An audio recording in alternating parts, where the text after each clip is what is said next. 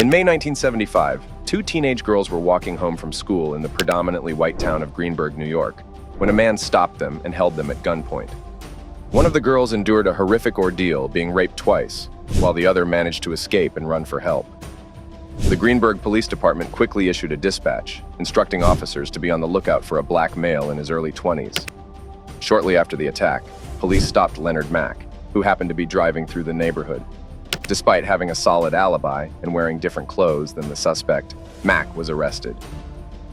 Decades later, in 2022, the Westchester County District Attorney's Conviction Review Unit, in collaboration with the Innocence Project, a nonprofit dedicated to exonerating wrongfully convicted individuals, conducted new DNA testing on the evidence from the rape case.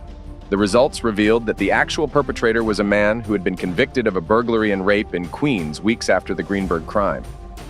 This man had also been convicted in 2004 for burglary and sexual assault of a woman in Westchester County. This exoneration confirms that wrongful convictions are not only harmful to the wrongly convicted, but also make us all less safe, stated District Attorney Miriam E. Roca. She praised Mack's unwavering strength for his nearly 5-decade-long fight to clear his name. His reaction says everything. The heartbreak in his voice is enough to radicalize anyone. 48 long years, I walked around society being labeled a rapist when I know I didn't do it. After 48 years, I'm walking out a free man.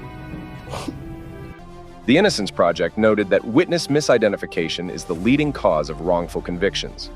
In Mack's case, the girls identified him during a flawed police identification process. After 48 years, Mack was finally exonerated, marking the longest known wrongful conviction in U.S. history to be overturned by DNA evidence. Number 2.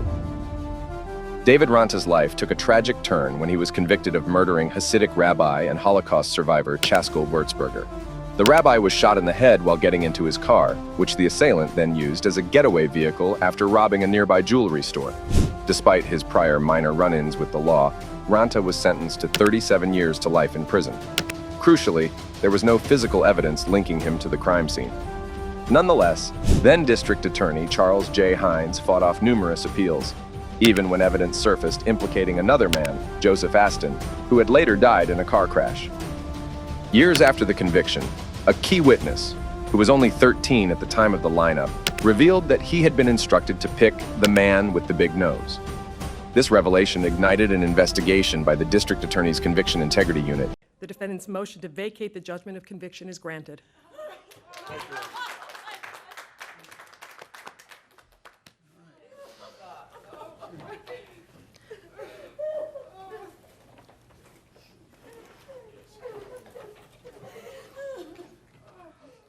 Thank you, Your Honor. Eventually leading to Ranta's very emotional release. The investigation uncovered that 2 other witnesses had lied, coerced by Detective Louis Scarcella, who promised them early release from jail if they provided the desired testimony. Ranta had also accused Scarcella of fabricating his confession, allegedly made while he was handcuffed at Central Booking.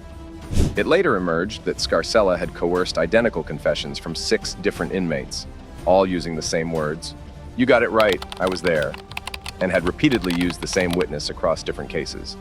Prosecutors also discovered that Scarcella had received an anonymous tip implicating Joseph Aston, and had even questioned Aston's wife, who testified in 1996 that her husband had admitted the murder to her on the day it occurred. However, the lead was dropped when Aston died 2 months later. Efforts by Ranta's legal team to secure his freedom based on this testimony failed. Scarcella never submitted any paperwork showing that he had investigated Aston. As a result of the investigation, authorities announced plans to reopen around 50 of Scarcella's cases. That may have been justice for some, but David Ranta would never get those years of his life back. Number 3. Back in 1993, Daniel Villegas was just a spirited 16-year-old high school student living in El Paso, Texas.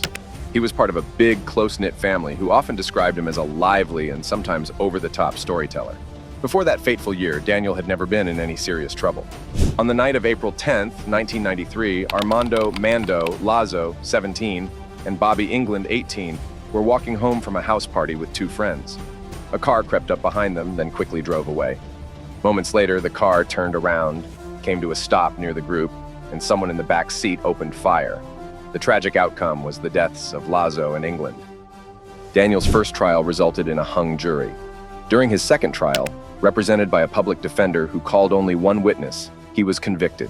He spent decades behind bars until, finally, his third trial ended in a full acquittal. The court does find that the verdict is in proper form. If the defendant will please stand. In the District Court of El Paso County, Texas, 409th Judicial District, the State of Texas versus Daniel Villegas, number 94-0D09328. Verdict Form B. We, the jury, find the defendant Daniel Villegas not guilty of...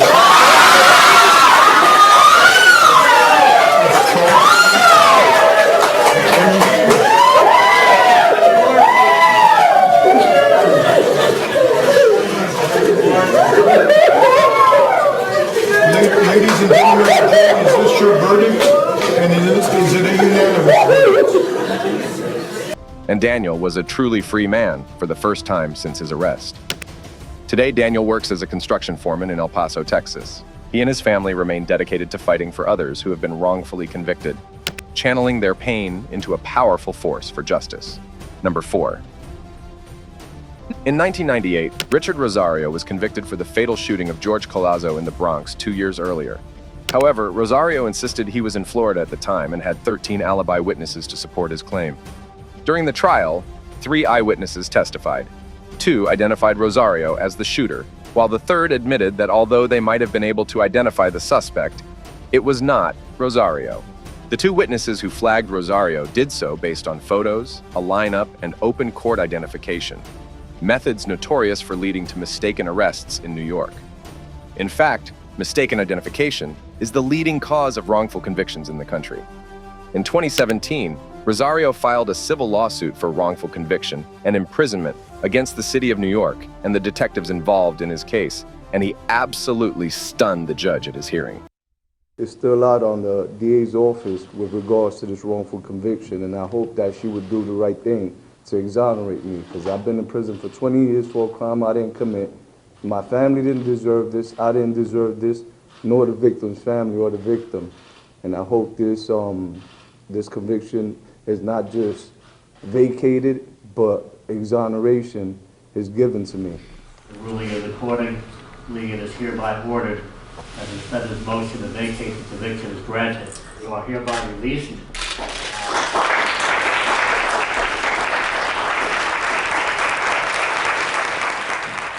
Reflecting on his ordeal, Rosario told Dan Slepian, the investigator whose work since discovering the issue in 2013 led to the conviction being vacated, "No amount of money can give me all those precious years back. They ruined my life." Number 5. Clemente Javier Aguirre Jarquin, an undocumented immigrant from Honduras, faced a harrowing ordeal when he was wrongfully convicted in 2006 for the murders of his neighbors, 68-year-old Carol Barais and her 47-year-old daughter Cheryl Williams in Altamont Springs, Seminole County, Florida. The prosecution's case hinged on the testimony of the victim's daughter and granddaughter, Samantha Williams. Aguirre admitted he lied about not being at the crime scene. He explained that he had found the women already dead, but didn't report it to the police out of fear of deportation. Despite his defense, a jury convicted Aguirre, and he was sentenced to death. In 2016, the Florida Supreme Court unanimously overturned Aguirre's conviction and ordered a new trial. During preparations for the retrial, DNA testing of blood found at the crime scene revealed it matched Williams, not Aguirre. Furthermore, Mark Van Sant's wife, Williams's boyfriend at the time of the crime and her key alibi witness, provided an affidavit stating that Van Sant had told her he saw Williams crawling out of his bedroom window on the night of the murders. Additionally, several people reported that Williams had confessed to the murders on different occasions. Given the new DNA evidence, which placed Williams at the crime scene, the new witness testimony undermining her alibi, and the confession evidence, the Seminole County District Attorney's Office filed a motion to dismiss the charges against Aguirre, citing new evidence that materially affects the credibility of a critical state witness. The motion was granted on November 5, 2018. Although Aguirre was released from prison, he was transferred to ICE custody due to his undocumented status. His lawyer indicated they would request bond and allow Aguirre to be released while his application for asylum proceeded. While awaiting the outcome of his asylum request, Aguirre Jarquin filed a federal civil rights lawsuit on January 7, 2020, against the Seminole County Sheriff's Office. The lawsuit alleged that Clemente's nightmare was the direct result of the failure of the Seminole County Sheriff's Office to conduct a constitutionally adequate investigation, free of ethnic stereotypes and false assumptions. These stories are a reminder to us of how even innocent people can find themselves pushed into an inescapable corner. Before their relief is celebrated, we must ask questions. Why were they punished wrongly?